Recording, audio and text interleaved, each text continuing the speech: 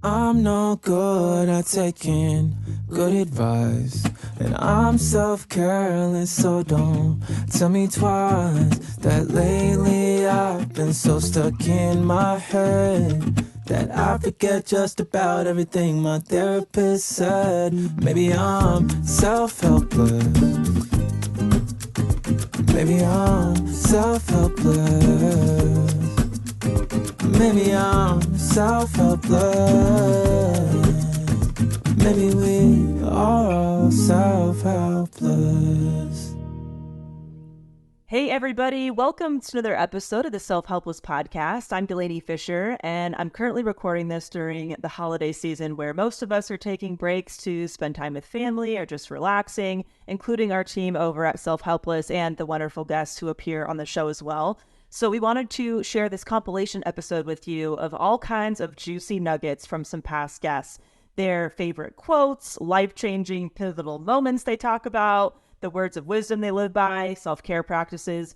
This episode is stacked with a variety of perspectives and personal and professional experiences, which I love. I just love the variety so much. So here are the people who you will be hearing from in this episode in order that you'll be hearing from them. We have Tan France sharing about clothing as a freedom of expression and how he didn't even want to be on TV. Like, he didn't want to be famous. This was so surprising.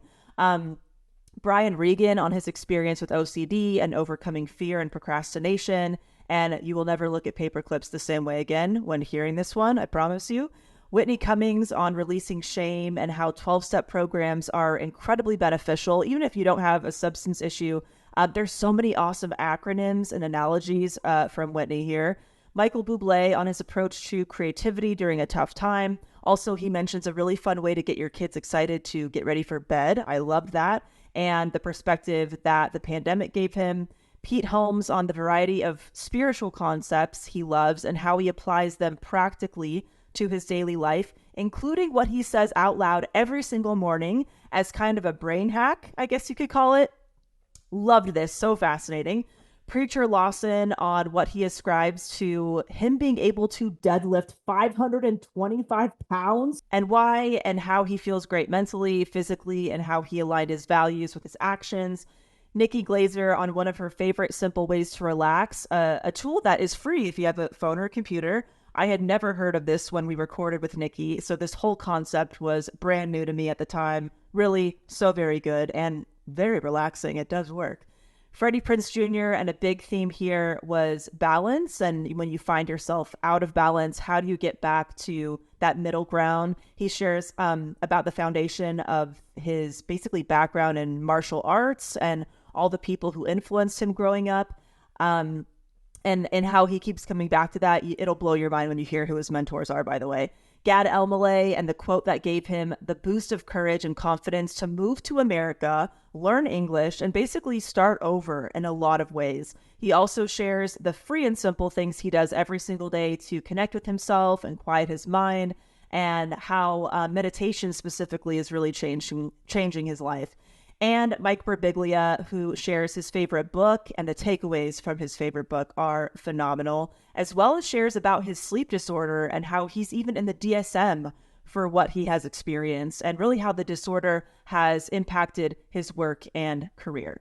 So please enjoy this episode from some of our wonderful past guests. How did your love of fashion develop? So I'm Muslim and I'm Pakistani, and not to sound condescending, a lot of people don't know where it is, so I'm just going to tell you, it neighbors India, and so we have a certain culture that doesn't really embrace Western clothing, and so I didn't really wear that as a kid. I was usually in traditional clothing, and modesty usually is required in our culture if you're raised in a Muslim household, and so I was required to wear really unflattering clothing. But I would watch, I was obsessed with Melrose Place and 90210 when I was like 5. And so I wanted to dress like Brenda and anyone else that was cool on any of those shows. And so I started getting my mom to buy me stuff that we would wear on like a Friday. At school on Friday, we'd have something called Dress Down Friday because the rest of the time we wear uniform. And so I'd start to wear those at home, which was not great for my family. You could see the shape of my body, which was confusing for our family because usually you can't see the shape of somebody's body. Anyway, I started playing with clothing a lot. And then when I was like 7 or 8, and then finally when I got to the point of 13, so every summer up until 13, I would work in my granddad's factory. And he made denim, and so I learned how to make my own clothes. And so if my family wasn't going to buy it, I would just take the offcuts and make my own wardrobe. And I did that for years and years and years, and it encouraged me to dress the way I wanted to dress, to feel the way I wanted to feel. Because honestly, it's not as shallow as I think most people think. I think most people think, well, yeah, he puts people in clothes, who gives a shit?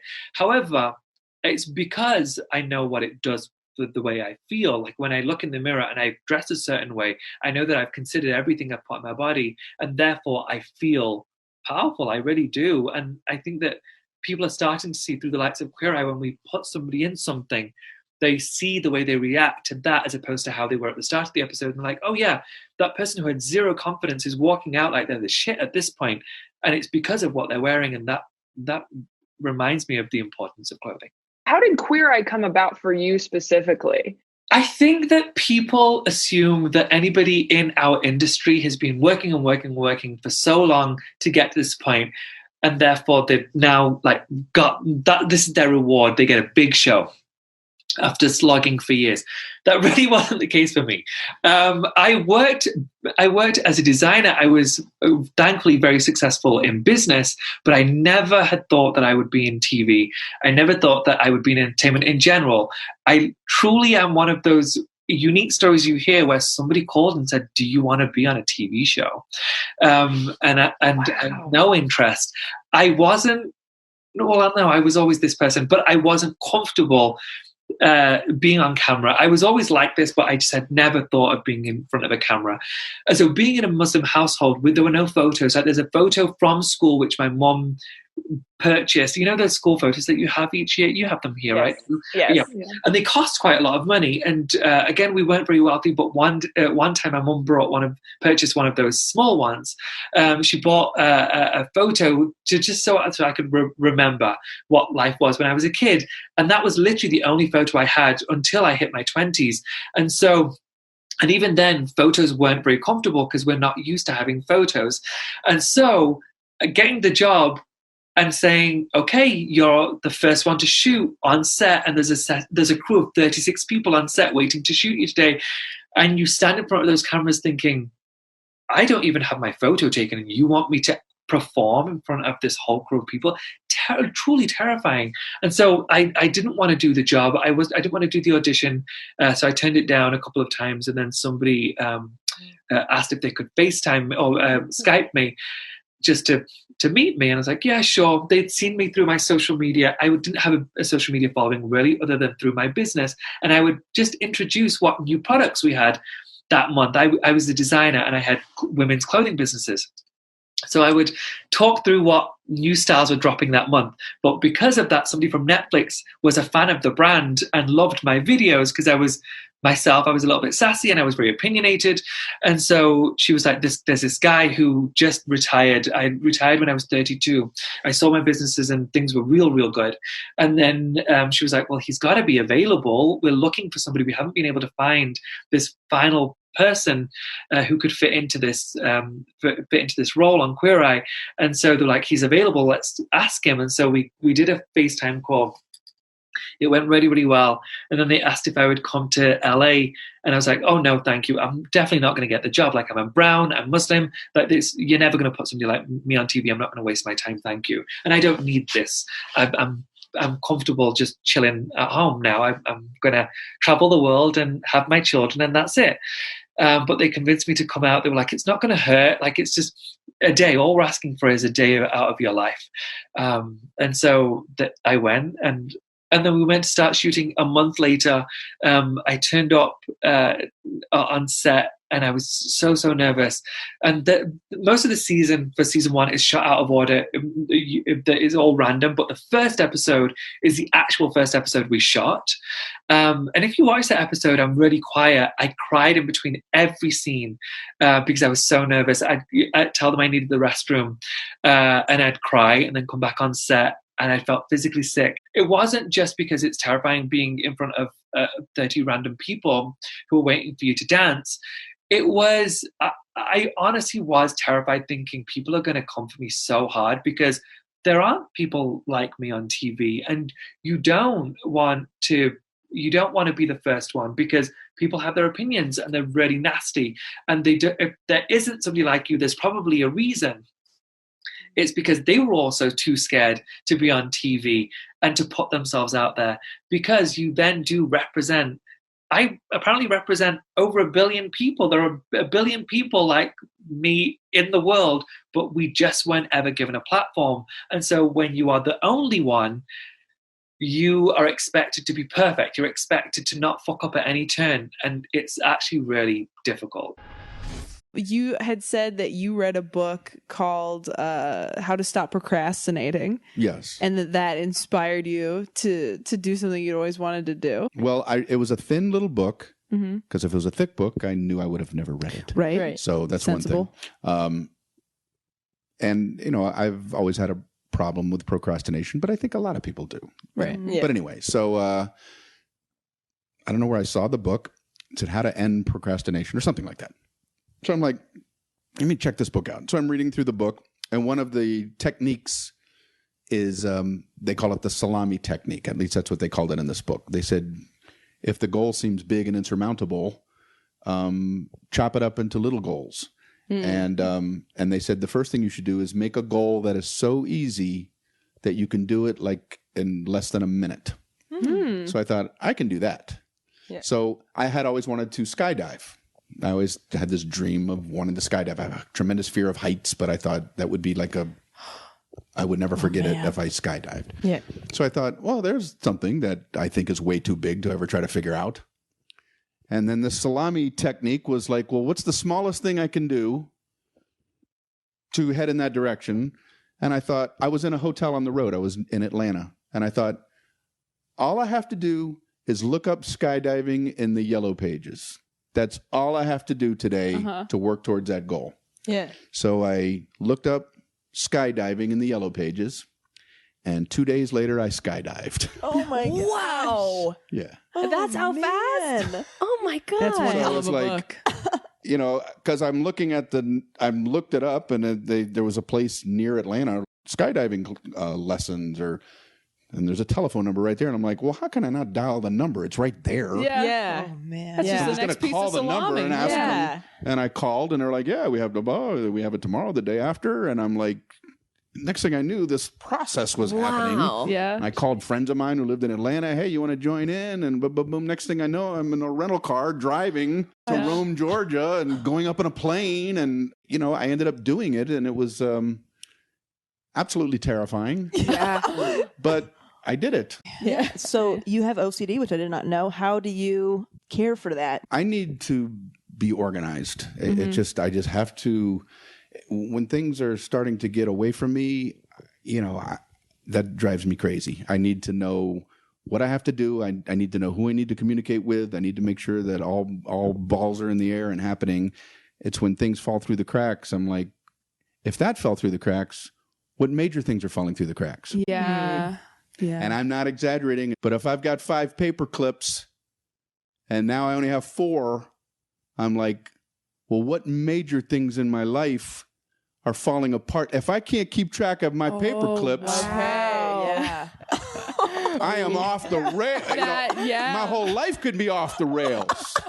Like it represents I'm not in control. But what's weird is I think it has helped me with my comedy. Yeah. I'm very meticulous with my words and my bits. In comedy, there's always 3 goals. There's the new joke goal. There's the 5-minute goal of the next Fallon or whatever. And then there's the hour goals.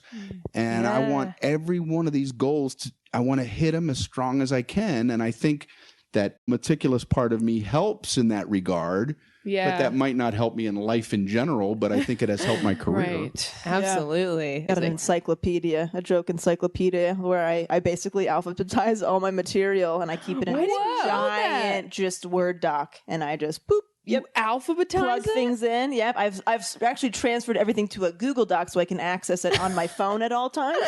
So I can. So You truly are suffering. I'm not that crazy.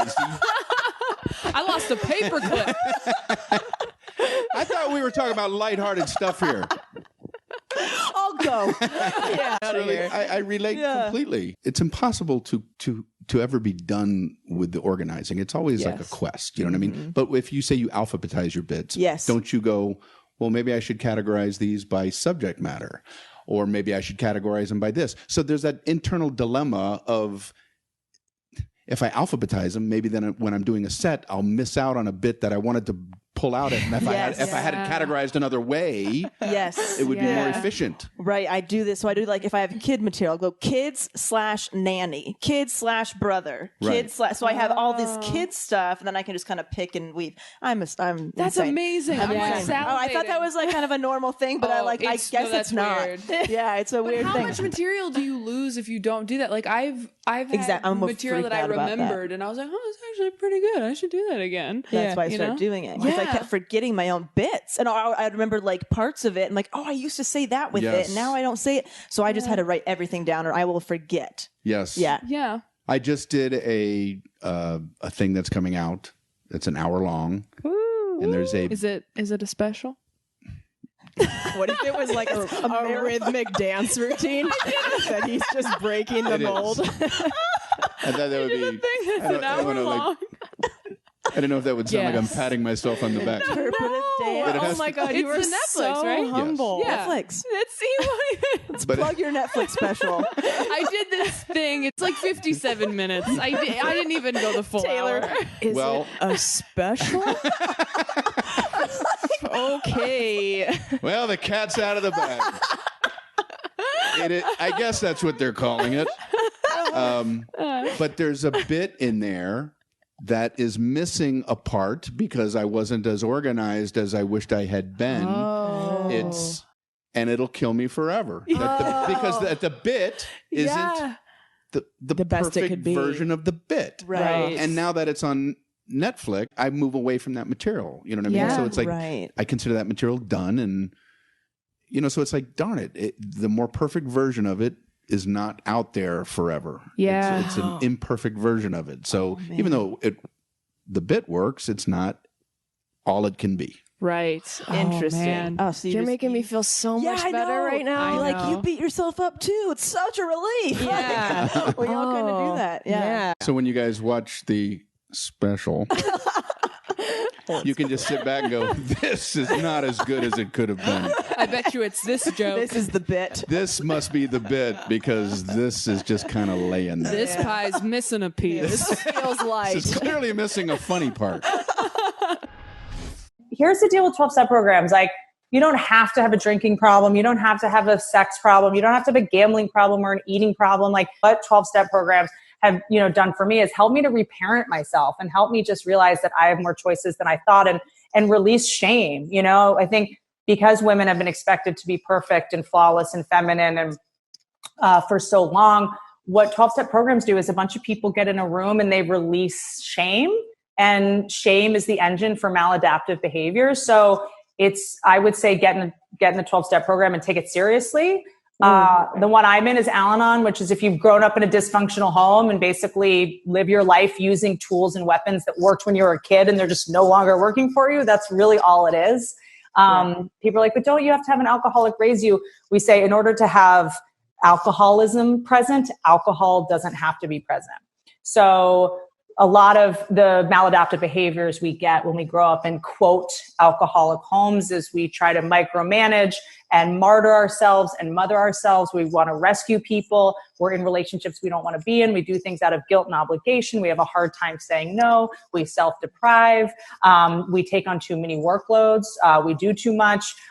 We sort of martyr ourselves onto other people under the guise of being nice and helpful. We're the people pleasers, the shapeshifters, the people who are kind of just always exhausted because we're always taking care of other people. And we never think anything we've done is good enough. We feel guilt when we've done nothing wrong. We're the people who, can't fire someone even they've been terrible at their job for 5 years. We're the people that confuse love and pity, and can't tolerate discomfort of other people feeling rejected or criticized. I'm great because I have a leaf blower right outside, and it's probably really making a horrible noise. I don't feel guilt. I feel fine about this. This is recovery. I'm not stressing out. Not at all, buddy. I would say get into a program. It's free. It's like going to the gym. A 12-step program is like going to the gym for your brain. Yeah. And you just learn some really incredible tools about sort of how to say no, how to not have every one of your holidays with your family be a complete fucking disaster, how to just release anger. Like when I was 30, I was so angry and scared. I was so scared all the time, and I had so much grief. I didn't realize how much grief I was carrying around. Grief is a motherfucker, and you don't have to have a death in your family to feel grief. I also didn't realize how much I had been cast in a role when I was a child, and I was still kind of playing that role, but the show had been canceled. And I was still kind of doing that part of, I need to cheer everyone up all the time, and I need to be funny all the time, and I need to be like tough and quippy. And I need, I was very defensive. I thought I was at war with everyone all the time. I thought I had to like be really tough. What up, motherfucker? Like I was just very, I'm going to hurt you before you hurt me kind of mentality. I also, this is going to sound ironic given how much I'm bloviating here, but I also didn't know how to shut up and just listen. I was always so ready for the thing I'm going to say after what you say to make you like me and make you laugh. And like, I had to sort of like, it just took me so long to realize that the alpha sleeps and that truly powerful people don't have to prove to everyone how powerful they are. You can just be. There's this wolf sanctuary in Palmdale, California, where they rehabilitate wolves that have been bred to fight or been abused or whatever. There's a big like underground wolf trafficking sort of business, which is what I do. Wow. Yeah, I have cool hobbies. And they go and they bring in these, younger teenage boys that are in rehab or that, or have committed some kind of crime and they're juvenile delinquents or they're in, at-risk youth, and they come in and they have lots of aggression issues and have trouble obviously articulating emotions, and conflict is the only way they know how to solve a problem is with aggression. And they show them all the wolves, and there's, the wolf pack is about 10, 12 wolves, right? And they say, okay, here's all the wolves. One is pooping, one is scratching, one is eating, one's like making a den, one is sleeping, one is barking, one is like trying to make a hole in the fence, one is scared, one is howling, whatever. And then first thing they ask is which one is the alpha, which is the most powerful wolf. And they always say barking or eating or whatever. And it's sleeping. The alpha always sleeps, right? The alpha has nothing to prove. The alpha has nothing to prove. And so for me, I always try to remember when I'm in moments of conflict of like the alpha sleeps, the alpha does nothing. The omega is the one that goes around and tries to manage everyone. So for me, it's like, is it kind? Is it necessary? Don't just do something, sit there. Like, I don't need to engage every conflict that I'm invited to. Sometimes the best way to win is to not play. I love that sometimes a sort of the best battle strategy is a masterful retreat, like take the gloves off. Silence is not stupidity. You're not rolling over. You're not a doormat. You're not losing. The best thing sometimes we can do is just say, you know what? I'm not ready to talk about that yet. I actually need a couple days to process. It's like you're allowed to choose to not engage, and you're allowed to take your time and think, because you can never take words back. You can schedule your uncomfortable conversations for when you are ready and prepared. And I need to go drink some water. I need to eat something. I need to pee. I need to take a nap. And until those things have happened, I cannot even engage with you about any of this because my cup is not full. Right. So. And you can't take words back, like you said. We say halt, hungry, angry, lonely, or tired, right? Halt. If you're hungry, angry, lonely, or tired, you do nothing until you've solved those 4 things. And then now we can have a conversation about that text that just came in on my phone. You know what I mean? Hungry, that's so good. Halt. Putting this So many. I have so many tattoos by the end of this podcast.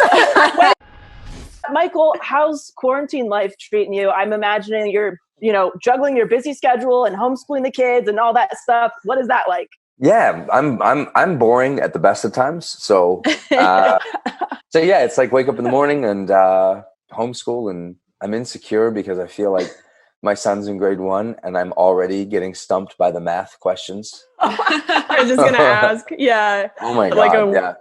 Weird PTSD flashback to elementary school of I didn't learn this back then. Now I have to teach it to somebody. Totally. And I feel like it's like, what's wrong with me? Why was I this stupid then too? Was I but it's cute, like my son last night, I my routine going to bed is I put my 2 boys sleep together and they're 6 and 4. So my wife goes with the baby, with the 1-year-old. And I take the 2 boys, and we have I call it, instead of going to sleep, we call it the music party. So I'll go on Apple and I'll find really cool tunes that I love from the 40s or 50s or 60s, whatever.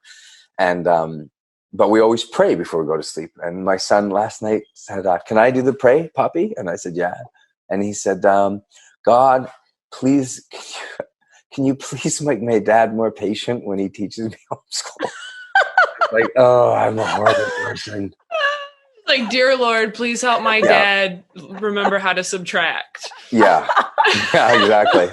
What a passive-aggressive prayer, too, that he's doing it with you sitting right there. So Can you passive-aggressive. please make him better? Yeah, exactly. How are you sort of professionally pivoting and also, just in your personal life, sort of dealing with that lack of immediate feedback like you're talking about as a live entertainer that you're so used to getting on a regular basis?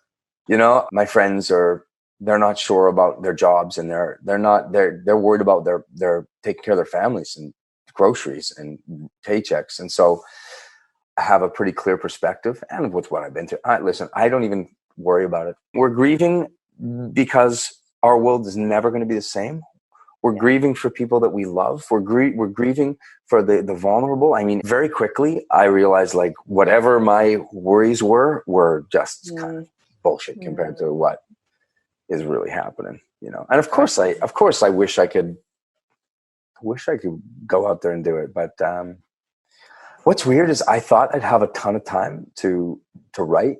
I thought I'd have a ton of time to be creative and work on a new record, but I don't. I've been doing interviews and I've been just my kids alone.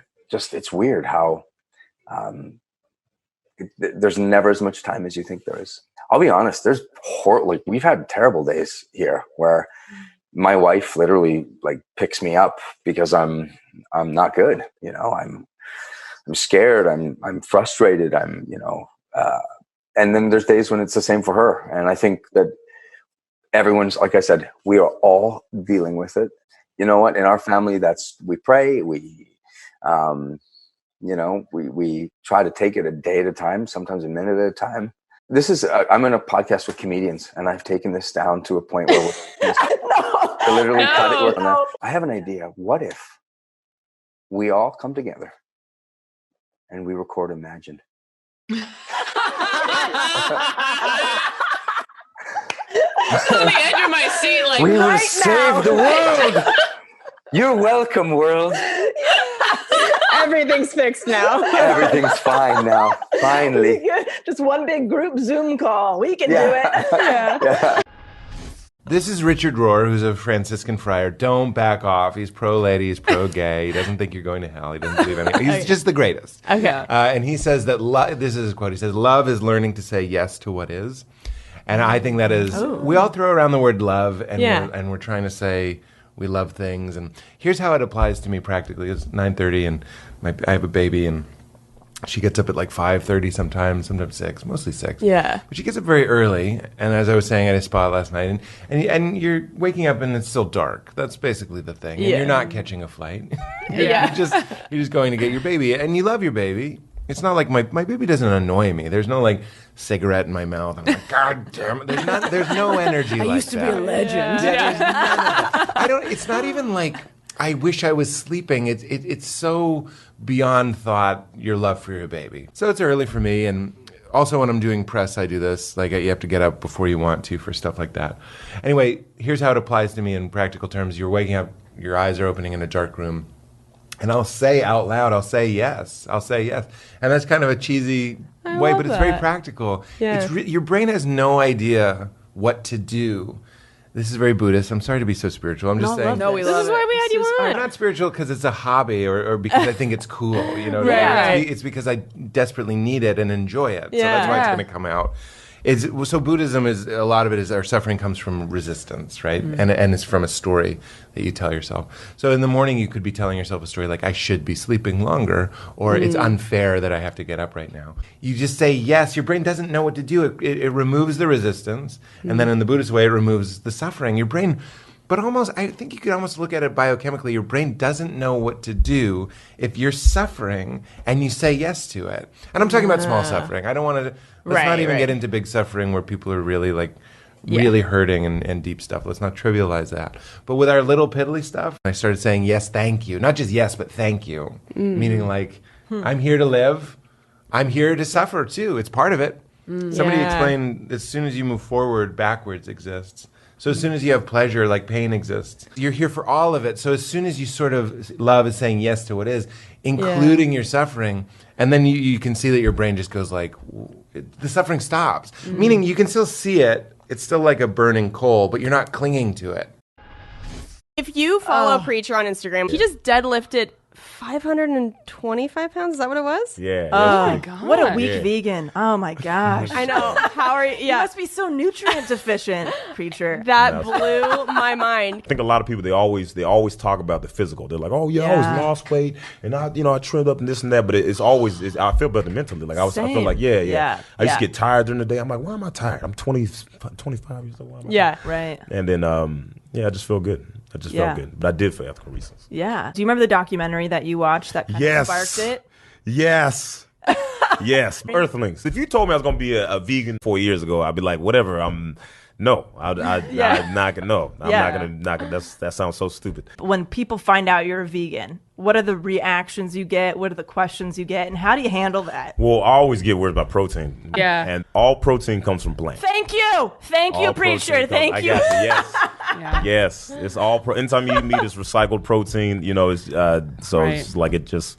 That's where they get their protein from, is from plants. They get the calcium from. It's like when people ask me where I get my protein, I always point to Kendrick Ferris. He's the only Olympian weightlifter to qualify for the Olympics, and he broke records. He was a vegan. Yeah. And so you got to know that that we're 3% of the world. So if you take like 100 people and you take 3 as vegans and 97 as meat eaters, 97 meat eaters didn't make it, and 1 of the 3 vegans did. Wow. So yeah. That says a lot. And 525 is the most I've ever deadlifted. The only diet to reverse heart disease is a plant-based diet. Right. So what does that say? So what's causing it? It's everything outside of that. Can you walk me through what you eat in a day? When I wake up, I'll have oatmeal, fruit, bananas, Okay. with some cinnamon on top. For lunch, I might have like a burger or something like that. It's just a vegan burger, So Okay. Beyond Meat patty or something like that. Those are so good. They're so good. Those are insane. The They're Impossible amazing. Burger is really good too. Yeah, then I'll have like at night I'll probably have like some beans, rice. I always like quinoa. I'll have chickpeas. I'll make chickpea dishes.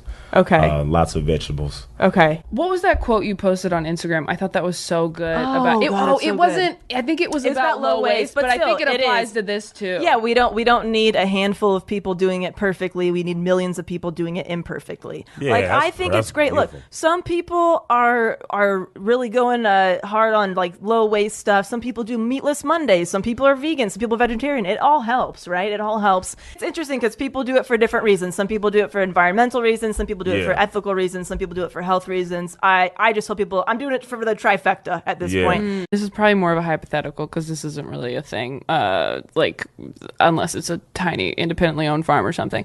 Are you against like animals being food no matter how they're treated, or is it mostly the treatment that you're like, well, this is why Good question. I can't eat meat? You know what I mean? Like if you knew that when you got meat it was like, this cow died of natural causes. This isn't a real thing that could ever happen. Diseased or something. Right, yeah. But like, no, this cow was 85. I have a situation I'd like to talk about. So, Yeah, Kelsey, please. let's say that after this podcast, I killed you. I killed you in this lobby right now, okay? I just want the video, the cameras to show on record that if I die today, she needs to be arrested. Just... But let's say on the other hand, but let's say on the other hand, I'm just trying to use a person. Okay, it could be anybody, a person, right? No, but let's say no, that didn't happen. But after the show, instead, I took you to a movie, I bought you a massage, I fed you a nice dinner, and then I killed you. I'm sorry. I'm just so on your side. So good. Oh man. So good. Hey, what if she had a what is that was spin around for a second. That deserves a spin around. That's funny. So anyway, the point is, so what you're saying I'm still is, murdering I like how Kelsey. you winked at me before you did it. He was like, she knew it was coming. So imagine I murder you. I'm like, hey, what? I think you went to murder too fast, though. That was cool. She hit that line hard. Yeah. What? I killed you. Well, it's supposed to be shocking, right? Because really we're good. basically you're talking about one animal, and I'm talking about another animal, but we've separated humans and everything else. Earthlings mess me up because I to be honest with you, everything you're telling me, if you had told me that 4 years ago, I'd be like, man, that sucks, man. Yeah, same.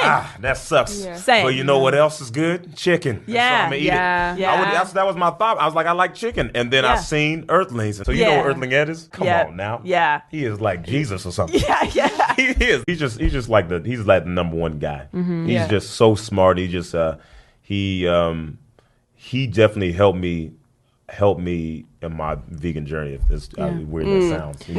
Because he definitely breaks things down and he's a smart guy and he's like younger than me. It's weird. After you saw that, was there any party that's like, okay, I'll stop eating animals, but like fish are dumb? Like, was there that kind of thing? Where I was just about to ask that. Like, you can't scream underwater. Where do you feel about fish? Well, I just feel like my argument is I don't want to cause any unnecessary pain. I don't think I think we can all agree that intelligence doesn't dictate worth. Right. I think the fact that we're more intelligent than these creatures, I think it's our job to be the bigger sister, bigger brother, and to take care of them. That's so nice. I think if you look at the people that thought they were more superior than other races or beings, and if you look at the history, they do the most damage.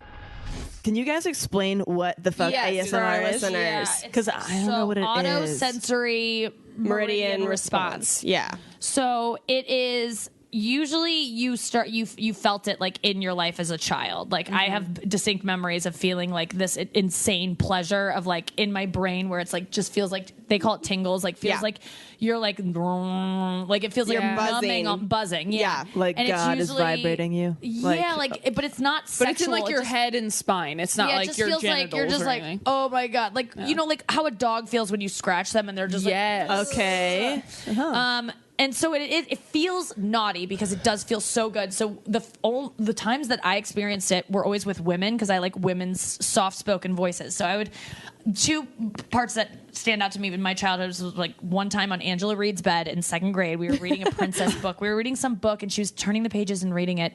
And I was just like, I want to live like this forever. Like this is the best feeling. Like, don't stop. And then another time was like my best friend's mom was like volunteering in our classroom and was helping us with math homework, and she had like a charm bracelet that was like clanking against the desk softly as she was writing like over my shoulder, and she was like, then you carry the 4 and then I was just like, oh yeah. And so I really but then I found it. I stumbled upon the community and realized it was a thing because I was just like getting into massage videos for some reason. Like I really what? Like if my foot hurt and if I wanted a foot massage, I would just watch a foot massage video because I'd be like, oh, I want it. And then I started realizing that a lot of them, I was just enjoying massage videos with any body part. And then I realized a lot of them were like ASMR massage. I'm like, what is ASMR? And then I was like, whoa. Like if I have a hip problem that I just want to get at, I like to watch people getting it done, like right in the spot. Yes. It makes me feel better. Just picturing it is satisfying right now. Yeah. I remember like probably first grade and having a slumber party, one of those first slumber party experiences where you do the hair braiding chain and just feeling like melting into a puddle of pure bliss.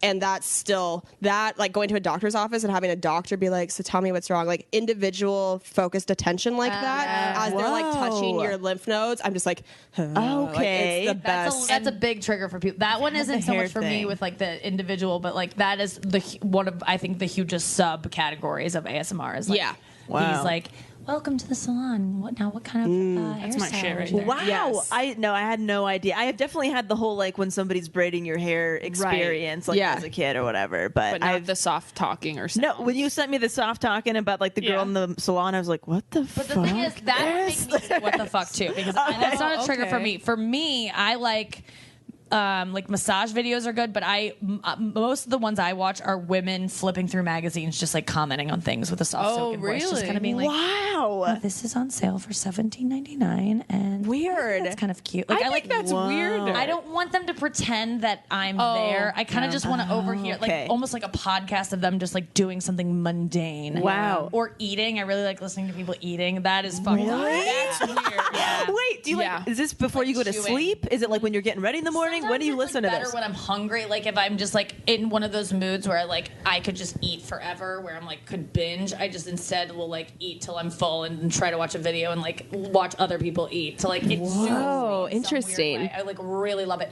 I realized it when I was on a plane once and this girl was eating sun chips next to me and I was just the whole plane just like, oh my god, like the way she crunched was perfect. It was so good.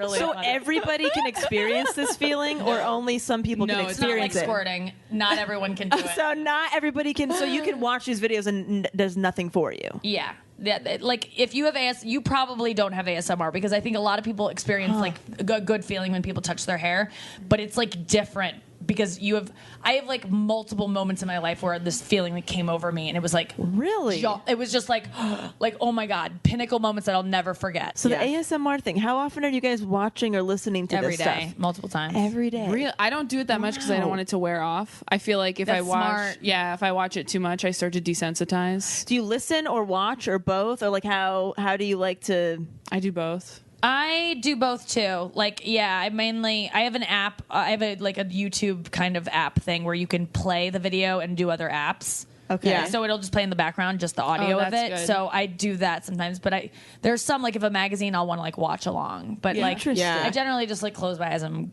out. And I don't get tingles anymore. Like it's done for me, but it's still relaxing. Just so rubbed raw. How far into the video do you start to feel something? Does it take a while? I feel like it's right away. Right away, you feel it? Yeah. It's gone for me, like I said. But when I have experienced it, it's like right away. Okay, so as like an ASMR noob, which one should I watch if like my best shot at feeling something? Who should I watch? What should it be? Yeah, you gotta like just like look around at different kinds of ASMR videos. Like just Google ASMR and then go to the top ones, and it'll scan like a bunch of different genres, so you can just check out what you're into. But there's so much. Wow. Yeah. If you could just pull any memory of like something that made you feel soothing. Yeah. Whatever that was, type it in. Okay. There's a British lady that does. No. Okay. But I would get comfortable. I would like lay down. There's a British lady who does some where she's just like showing you her makeup and stuff. I was just gonna say that's my favorite. Yeah, do you ever get the tingles if you're getting hair and makeup done for a TV show? I do like the hair thing. Okay. Anybody who's like playing with my hair, brushing it, does them talking to you do anything? Like when they're like, I don't think so. I'd rather them not talk and just touch my head. When we were in Sephora and I was like putting highlighter on you and explaining to you how the highlighter works and stuff, does that do anything, or are you just like dead inside? Cute when you did it. In the end, it made me feel good. But yeah, I think maybe the physical touching. I have a video I'll send you that a hair one that I was into that you might be into. Okay. But you also might really be not into it, and you'll know right away. We're so excited today to be joined by Freddy Prinze Jr. What is happening? What's I cannot believe this is happening. Oh yeah, I didn't get to see your reaction meeting him. I basically said, I can't believe I'm talking to you right now. Hello, I'm Delaney. She hugged me for way longer than was necessary. Like when you first meet somebody, It's usually like, oh, hey, right on. Like, that's like the new handshake. I took a sniff, And I'm really more took like, it in. it was a Took creepy- a little clipping of his jacket for a souvenir. Yes, it's like a hole in Can I it. get a haircut? Yeah. So before we started the show, we talked about maybe a favorite or least favorite quote, perhaps? Oh yeah, you mentioned that. So everyone knows like the running water never grows stale, which is like one of my favorites to live by. My godfather is Bob Wall, and Bob was the guy who was in all the Bruce Lee movies back in the day. He was the guy. Bruce and him found each other. They were both badass martial artists, and they kind of trained one another. And when my dad died, I didn't have any male influence, and so my mom sort of handed me off to, this is like the illest circle of dudes ever, but it was Bob Wall, Gene LaBelle, Chuck Norris, and Pat Johnson. Okay? And they all lived in Tarzana, California. Yeah. And they would just pass me around from like teacher to teacher to like teach me how to be a man, right? Yeah. So Bob, he basically said, you know, there's this balance between, or this delicate balance between nature and balance, right? And you don't want to go too much in either direction. He said, if we go one way, which would be the way of science, then we become, you know, almost a mechanical man. He's like more machine than man. If we go the other way, it would be very unscientific. And so it's not about being natural or unnatural. It's about unnatural naturalness or natural unnaturalness.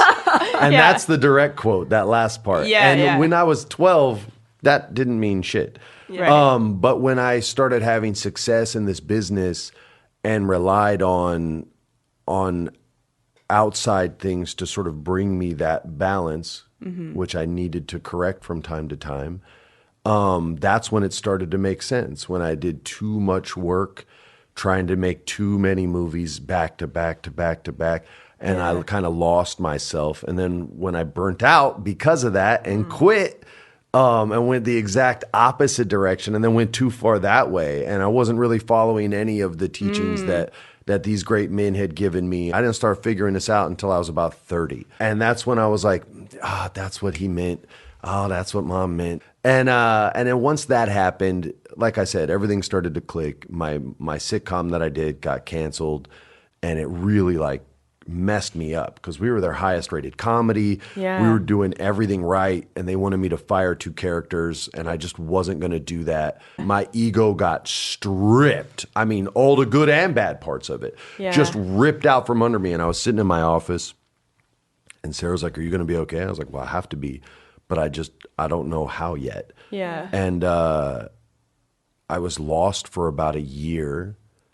I joined the WWE and started writing for professional wrestlers. What? Because I grew up loving wrestling. I lived in the same building as Shane, Vince's son, and they asked me to take a meeting with Vince on some randomness at a pay-per-view that I went to. But the quick of it was, I went on this like year-long journey where I had no idea who I was. I knew I wanted to be retired. I knew I couldn't deal with what I felt the business had become, and I needed, I guess, what was a break, but I called it retirement. And so this was a good way because you're on the road every week. I was on the jet with Vince, the black WWF jet, WWE jet, every single week, flying to every city, working with the talent that he felt had a shot, and he just wanted to like brush up their acting and things like that. But I still wasn't happy. I wasn't satisfied. Didn't know what it was.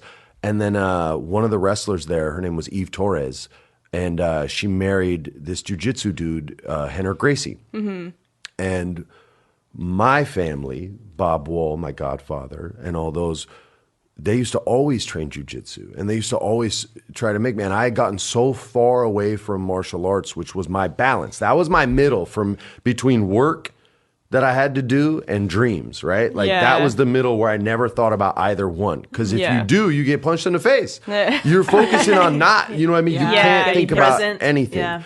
That was the balance. That's a long-winded version of what I kind of needed to find myself again. And now I'm back. I'm doing a new show this summer and have all my other stuff going, and I don't feel too overwhelmed by it. Can you get into the burnout that you experienced when you were taking all those movies, and like, what did that feel like?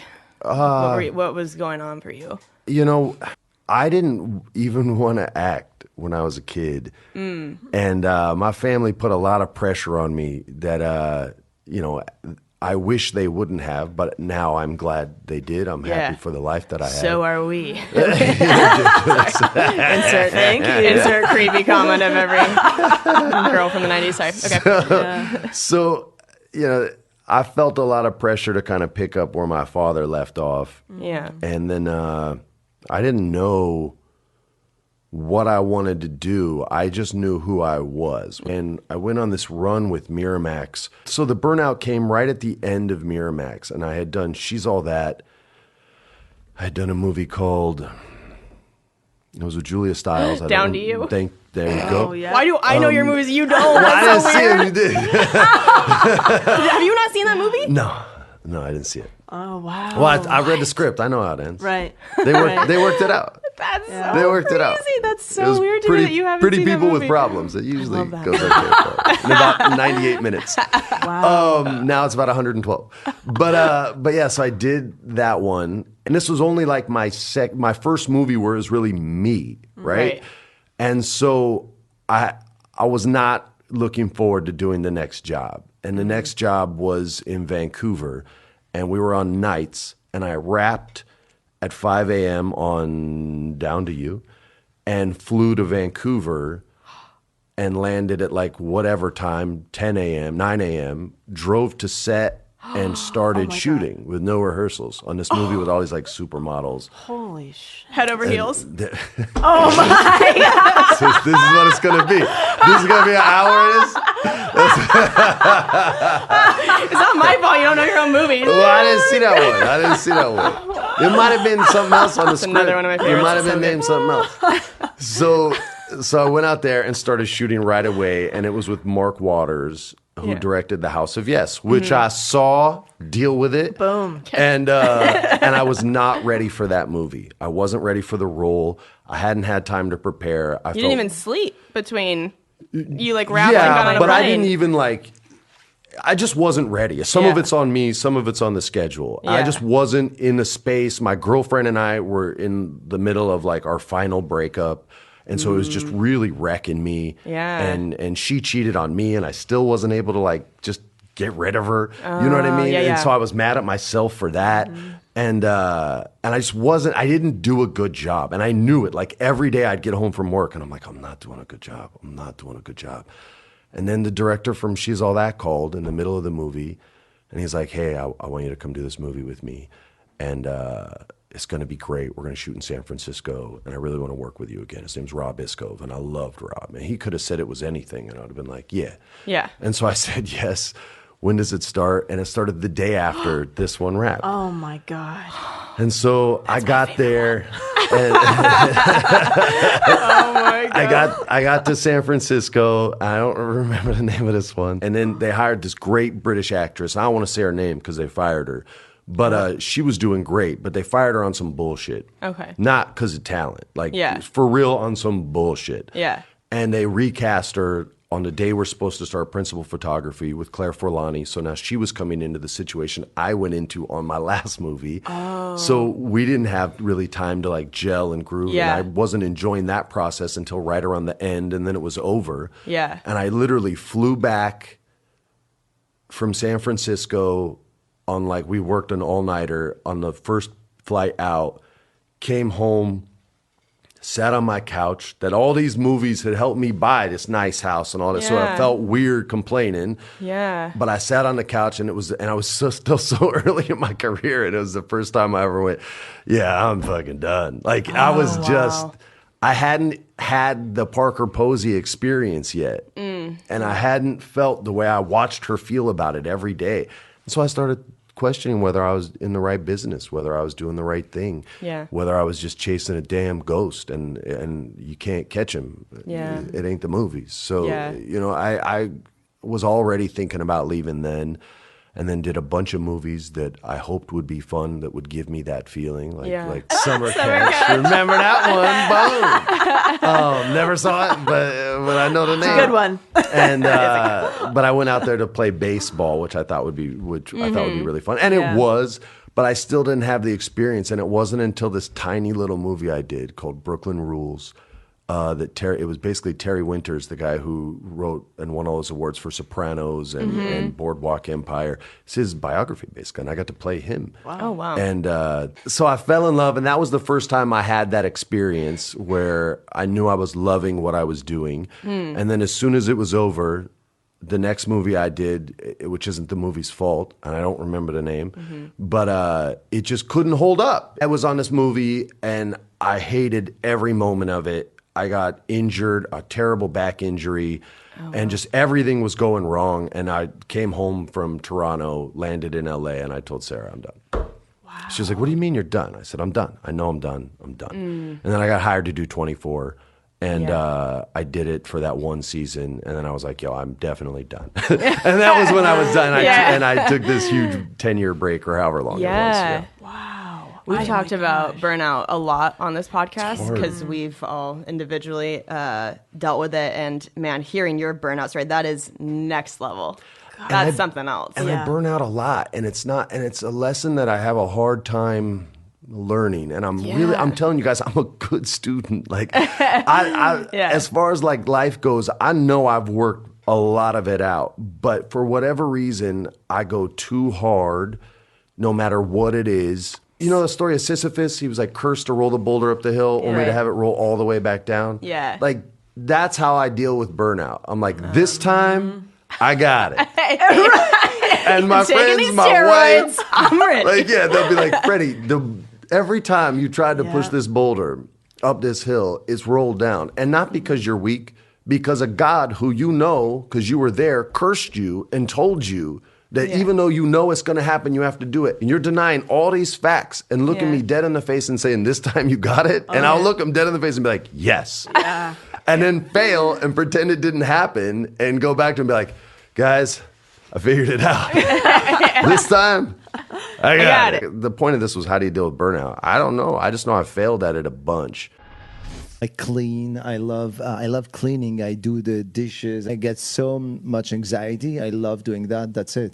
I understand that. When I feel overwhelmed and stressed out and anxious, I come home and I reorganize my whole bedroom, my closet. I get rid of things. I donate things. That's throw what I everything do. away. Wipe Bags things down. to throw, clothes. It feels good. It feels so good. And then you're like, oh, shit, that shirt was nice. Sometimes I go too far, and I'm like, oh, I only have one pair of pants now. Jeez.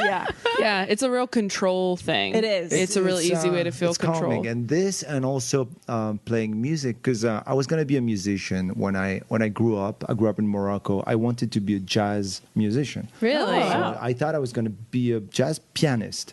And I learned piano, and I played piano for years. And I thought really I was going to be a musician. That was going to be my life. But I was not talented enough, and I didn't work enough, I would say. When I play music, it really brings me a serenity, like calm, and I cannot think about so many things when I do this. So it's really a kind of meditation to play music when I'm home. I feel that way when I paint. I don't know about you guys, but when I paint, I feel like I just disappear. I don't know. I'm just not there, and I'm not even thinking about anything. It's such a nice break from my own mind. Some people, they say when they cook, it's like this. Some people, they say when they gardening, I can't do this. I don't know how to do it. I would be really anxious. It would be worse.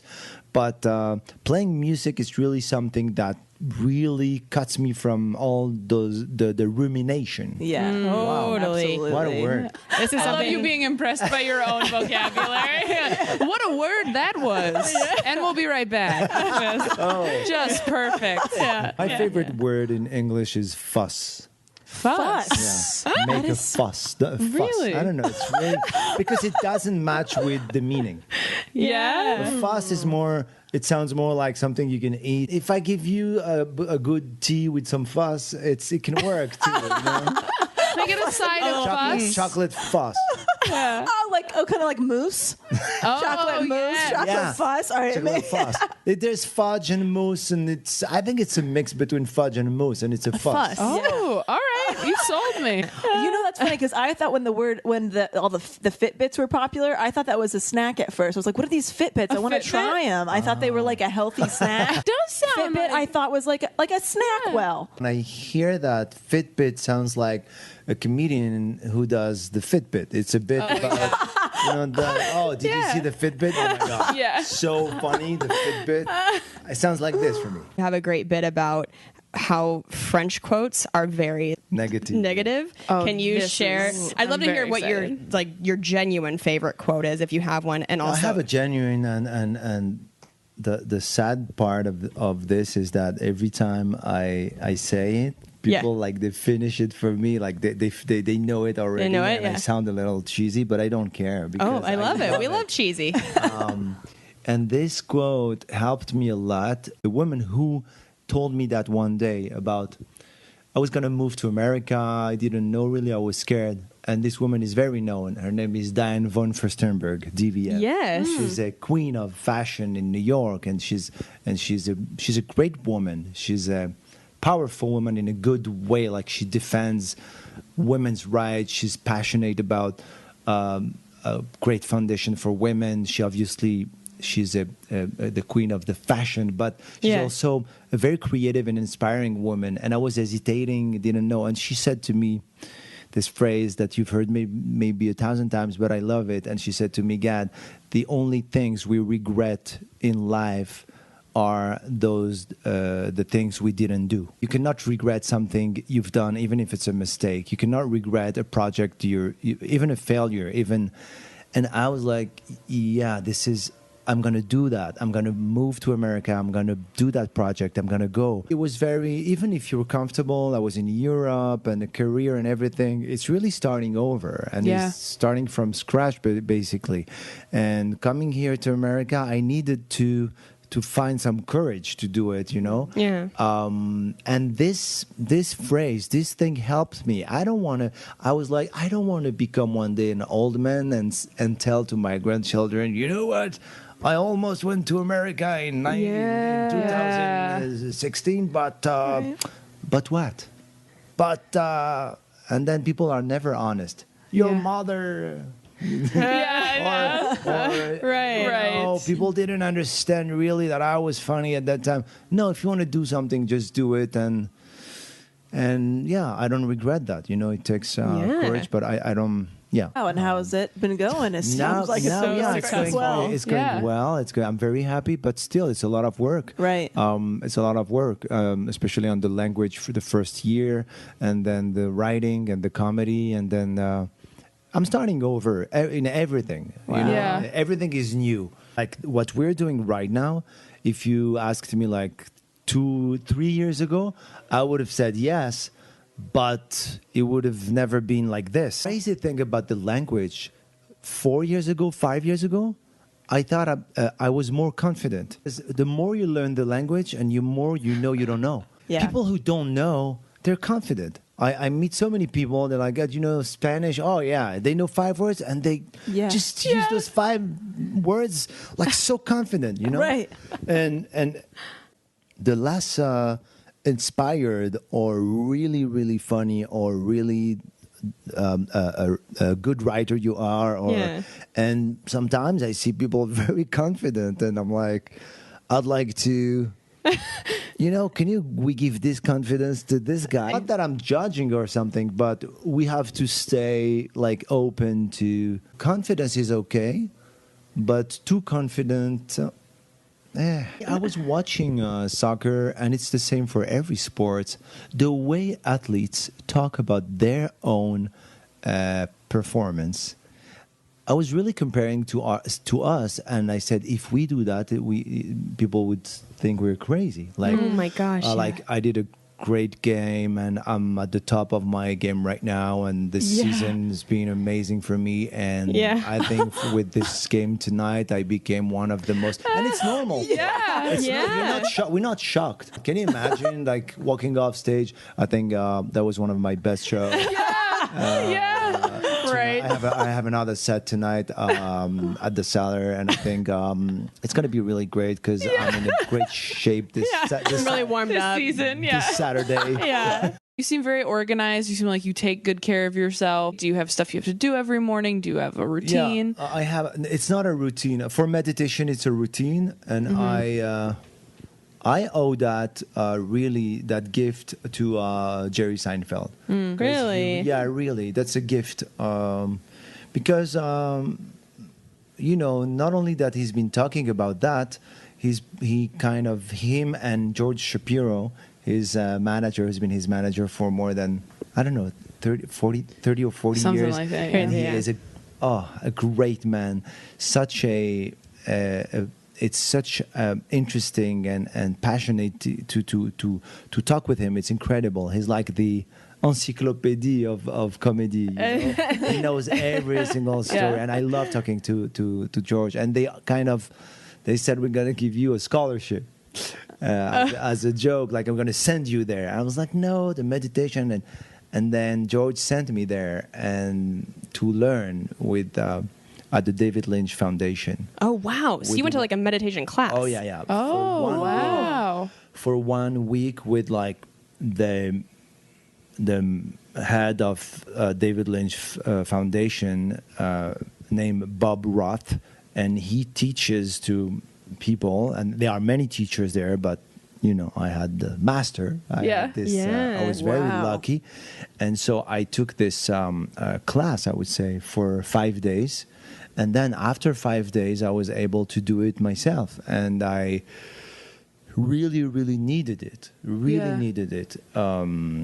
Because I was so mad at me that I didn't do that before. Because I'm 46. I've been touring my whole life. I have 2 kids. I've been, how our lives are, and traveling a lot all around the world.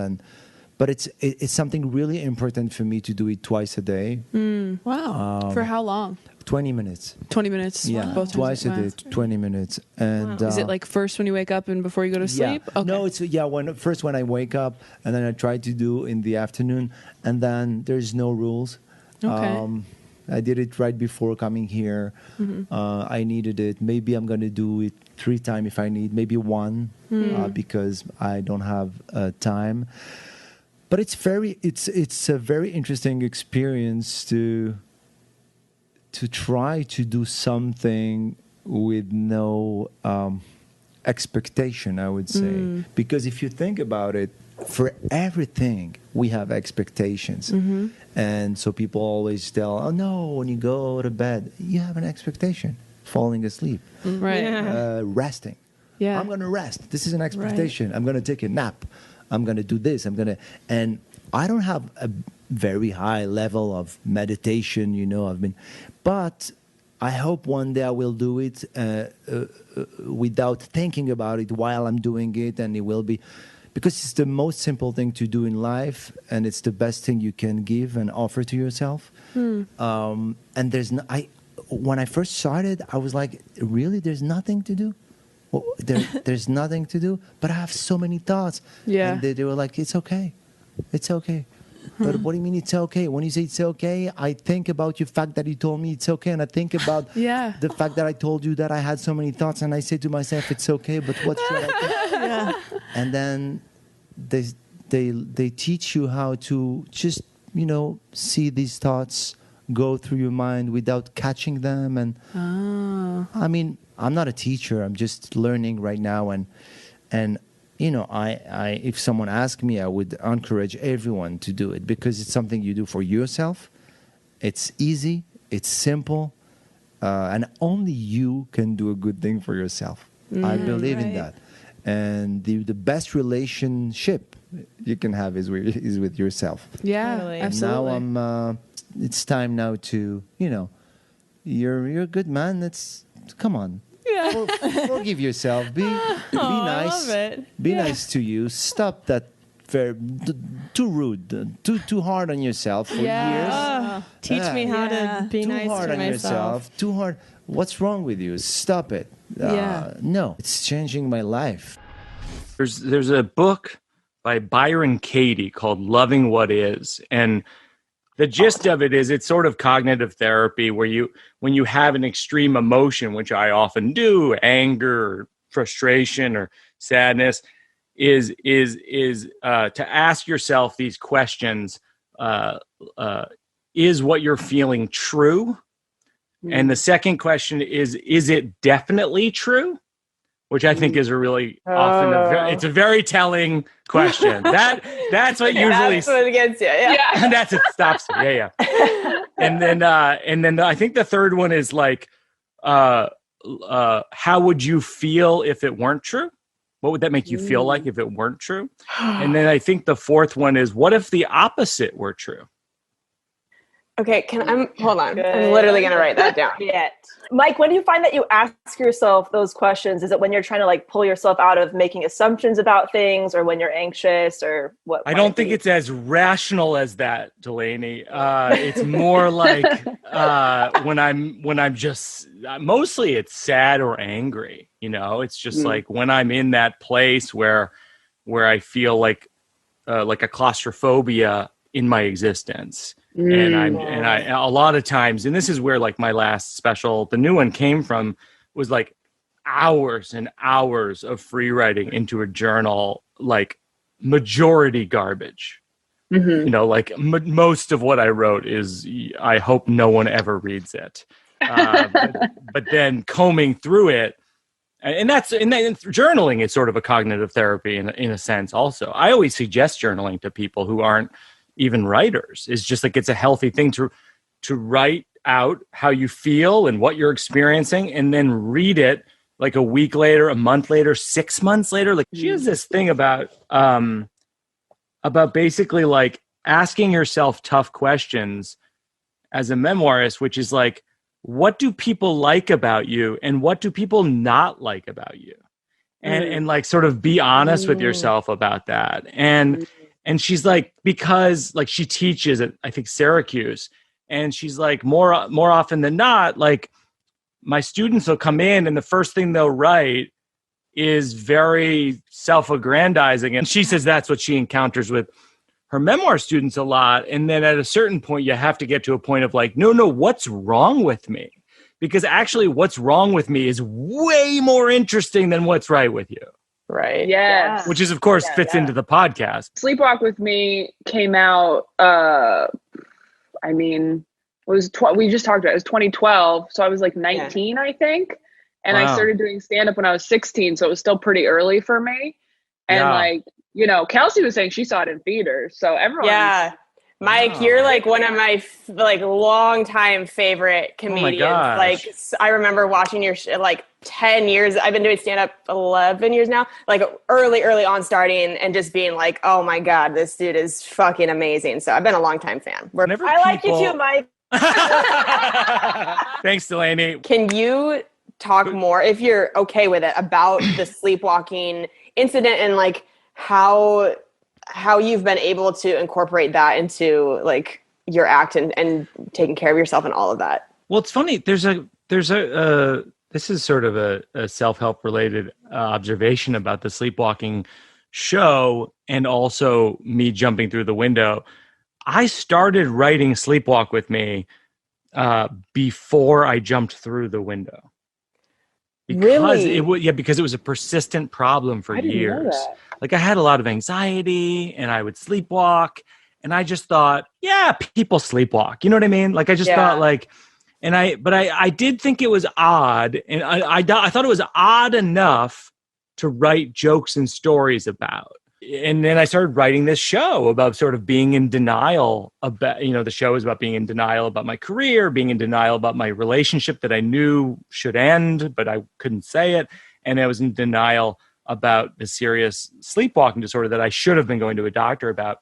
And I didn't do it. And then in the process of writing it, I'm talking in the process, like 3 years into writing the show, I jumped through the second story window sleepwalking. Wow. In Walla Walla, Washington, after performing at Whitman College.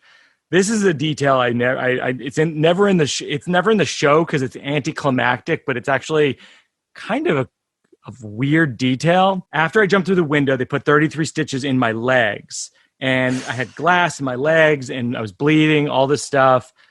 I went back to the motel in Walla Walla, the La Quinta Inn.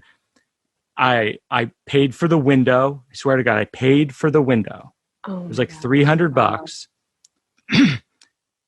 I checked out, and then I drove across the state to University of Oregon to perform at the final gig on that run of shows because I was so broke that I actually couldn't give up the gig and not do it, because you just need that check. Yeah. Like you did that with 33 stitches in my legs, and they had no idea. The audience, there's 500 people. I have photos.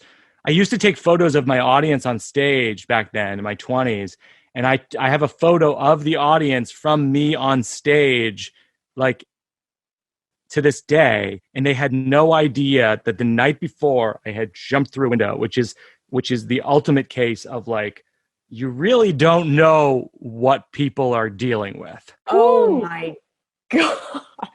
Oh my God. How does one manage having a sleep disorder? I know nothing about this topic. What do you do? So I went to a neurologist who specializes in sleep disorders, and I went for a sleep study. So, like, they put all of these, like, electrodes all over your body to monitor what's going on in inside of you as you're sleeping, and it's all over your face, and it's monitoring, like, your brain activity and stuff like that. And then they diagnosed me with what's called REM sleep behavior disorder. Believe it or not, do you know the DSM? It's the book that they teach people about neurological disorders in med school.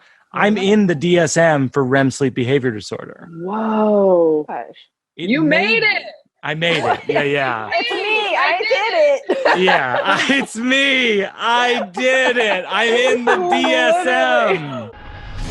I just love a good compilation. If you've been listening to the podcast for a while, you know I love to receive as many hot tips and takeaways as humanly possible when I personally tune into podcasts. And I always keep this in mind when I interview people for this podcast. I just love it. It feels like a game of, like, how much wisdom can be packed into a 50, 60-minute episode.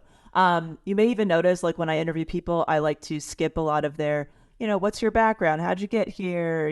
That's just, like, a very small amount because I love getting to the deep shit, like the stuff that you cannot read on someone's website or in their bio. So I hope you got as much out of that episode as I did. And I'm going to wrap up with a quotable submitted by one of our patrons. I'm gifting you a little something, and then we'll end with an iTunes review of the episode. So this quotable was submitted by one of our lovely patrons over at Patreon. And the quote was submitted by Kelly. It says, "Don't be afraid to give up the good to go for the great." Oh, that was a John D. Rockefeller quote. Oh my gosh, let's read it again. "Don't be afraid to give up the good to go for the great." Ooh, I just feel like this is a real ass-kicking quote, which I always appreciate. I feel very called out by this. I think, I don't know, speaking for myself, when I look back at the times when I made changes or I, transitioned out of something, to me, it always feels easier when you're making a change because something feels really shitty or it's just not working anymore, or you've just kind of hit a wall where, like, I know this is not what I want to do, or I know this is not the person I want to be with, or I know that I want to move to this other location, whatever it is. But it is so hard when things are feeling good or fine. They're going well. They're going okay.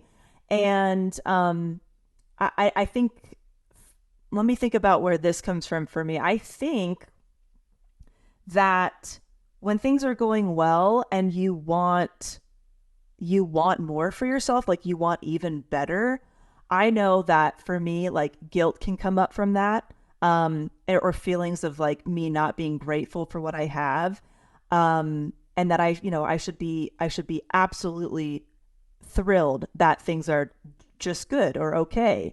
And I think you can do a great disservice to yourself from not going for, the ideal situation and all of that. I know also a big fear that I have had when things are going well, but, kind of creeps in. Could it be even better?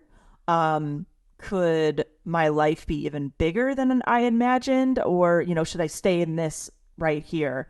I think a big fear I have is going for the thing that I perceive as better or greater or whatever it is, and then getting there and realizing, oh shit, this was not as great as I thought it was going to be. What I actually had or left was great, and now I can't get that back or something. So I know there's a lot of fear around going for, just, I guess, extraordinary versus, pretty good. So anyway, that was just a live spiral on this recording. Such a good quote. Thank you so much, Kelly, for submitting that. If you want to leave a quote that gets read on the podcast, you can sign up for our Patreon community. That's patreon.com/selfhelpless. You can also give shout outs to loved ones on there that get read on the podcast. You can submit topics and guests and vote on different topics. So there's a lot of interactive rewards there. And then for a little hot tip of the episode, a lot of you have asked about the resume template that I used to have available on my website for free. And we had shifted things a while back and kind of revamped the website a little bit. And so that had been taken down. But I've gotten so many emails from all of you that asking where it is or asking if you can still have it. So I have put that back up for all of you.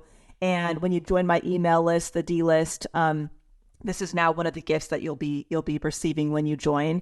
It's all free. So yeah, the resume template, it's gotten me great interviews. It's gotten me jobs. It's gotten my loved ones jobs, clients, friends, all of that. It's intentionally designed to basically help your resume stand out in a sea of black and white kind of standard resumes that definitely get buried. And it's just designed with an HR manager's needs in mind. So if you want to grab that, you can do so at DelaneyFisher.com. You'll get access to private podcast episodes as well about unique career paths and different interviews I've had with people. I like to share different gig and media opportunities on my list.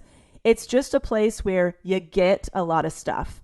I know that email lists these days, it's like people are always trying to sell you something. They're asking you for something. There's a lot of asks and take. So I'm very mindful with my own list and my own space that you get a lot of value. And I really enjoy doing that. So yeah, feel free to grab that if you would like. And then to leave you with an iTunes review of the episode, this is from Jaylee081. It says, love you guys, just started listening, have been going through a hard time. You guys motivated me to do better. You're also funny. Keep up the good work. Jaylee, thank you so much. Thank you so much for taking the time to do that.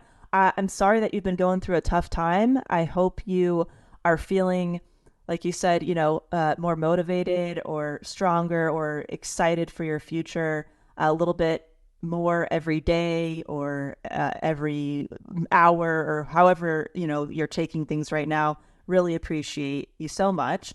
And I love being able to speak to you directly, and that's what I get to do when you leave a review. So if you would like to leave an iTunes review, it takes about a minute. You go to your Apple Podcast app, you press the stars, you leave a sentence, and I just really enjoy it so much. A lot of you know that I deleted all my social media a couple years back, and so I don't get those kind of personal interactions as much anymore, and this is a way for me to be able to thank you personally and say hello.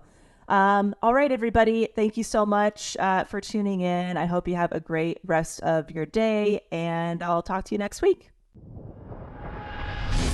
Maybe I'm self-helpless. Thank you for tuning in to the Self-Helpless podcast. You can find our Patreon community, merch, and our individual work at selfhelplesspodcast.com.